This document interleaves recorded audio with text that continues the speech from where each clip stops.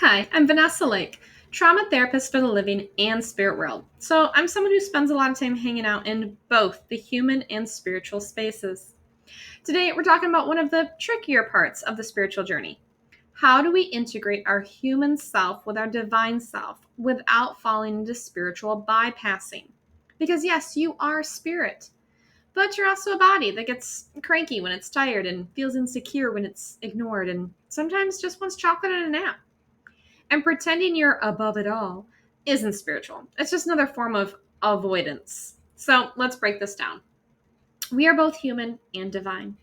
Here's the paradox. On the one side, you've got your human self, the nervous system, emotions, Akashic history, all the messy and beautiful experiences of living on Earth. On the other side, you've got your divine self, your oversoul, your source code, your untouchable blueprint that is already whole, radiant, and infinite. Both are real, both matter. Being human isn't a punishment, it's not some mistake you need to escape. It's a curriculum, your chance to experience what your spirit can do inside time, inside flesh, inside relationships. Why spiritual bypassing happens. Now, when people first wake up to, I'm spirit, there's a rush of bliss, right? Knowing you're infinite and bigger than just this lifetime. So even if you screw up, you get a second chance. That's good to know. But then it suddenly feels like pain is optional. You hear things like, it doesn't matter. This lifetime is just one of many. I'm infinite. I don't need to feel anger. I'm pure love. I forgive them every time they continue to hurt me instead of implementing a boundary. Spiritual doormats are not divine. It's called spiritual bypassing. It's when we use higher truth to avoid very human feeling, or in this case, doing, avoiding setting boundaries or telling people no.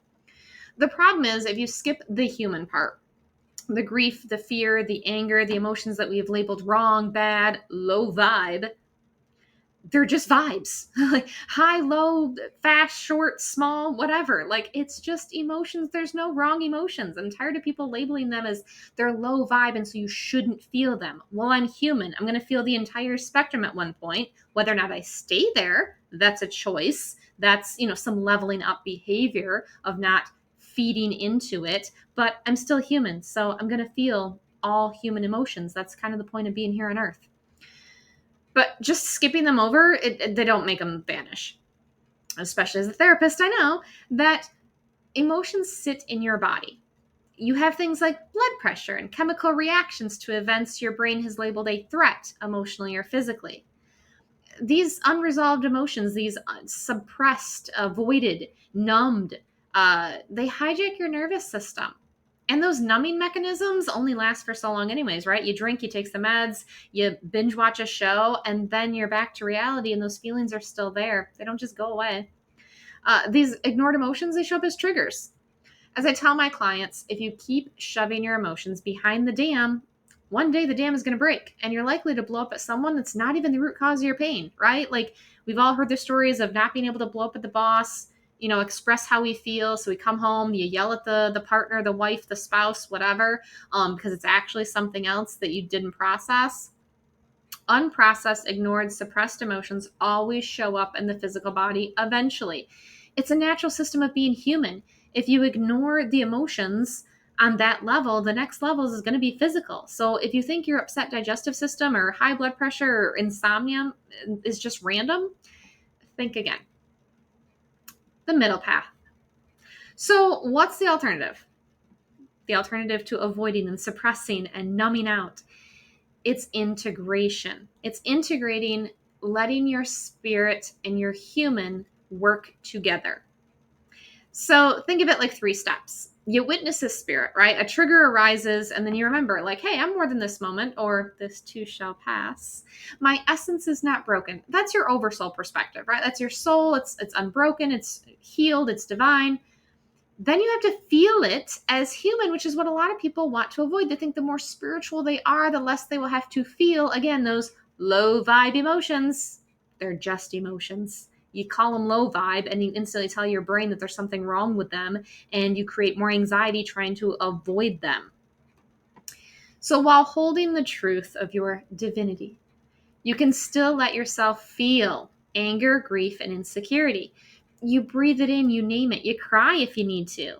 You yell, you listen to some music that expresses your emotions. You get physical in a healthy way. Go work out at the gym because you're stressed, because you're angry, because you're disappointed about something. Those are healthy outlets. Go for a walk. That's your Akashic healing, your nervous system repair.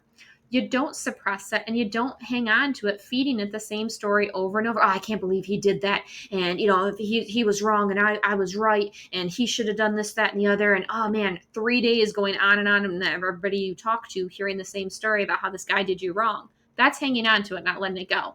You let it pass through you as an experience. Ooh, triggered some anger in me. I felt disrespected by that guy. And then it's something to be learned from with compassion. Oof, really let him get to me. Why did it let me get to me so much? I wonder what that's about. Getting curious with it to find the lesson so you can heal it.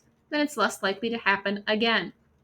For example, if you're feeling insecure, you might feel it in your stomach like a knot. You might take some deep breaths and see where it's coming from. Ooh, other people are being noticed and not me. I'm feeling insecure about this. I accept these emotions and hold space to simply feel insecure because it's not wrong. It's not bad. It just is. And then you integrate. After feeling and releasing, you bring in your divine template again. My truth is wholeness. My body remembers this. Or in this example, I'm feeling insecure and I am loved. I am feeling ignored and I am still good enough. That's how you reweave your soul grid. You face the wound and you call in the blueprint. If it's hard when you use that, for yourself to say, I am still good enough, I am still loved, if that's hard for you, then use your team. Say, I feel insecure and ignored, and my ancestors still love me. God still believes I'm good enough. My spirit guides still support me and don't abandon me. This is therapy and spiritual practice working hand in hand, the emotional processing and then the spiritual divine aspect.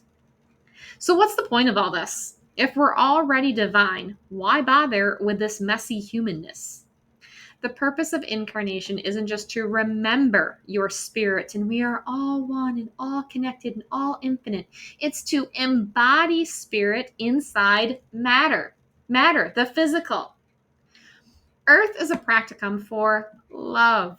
Love being our highest vibration, our soul essence, source energy, God, unconditional love. So can you hold unconditional love when you're exhausted?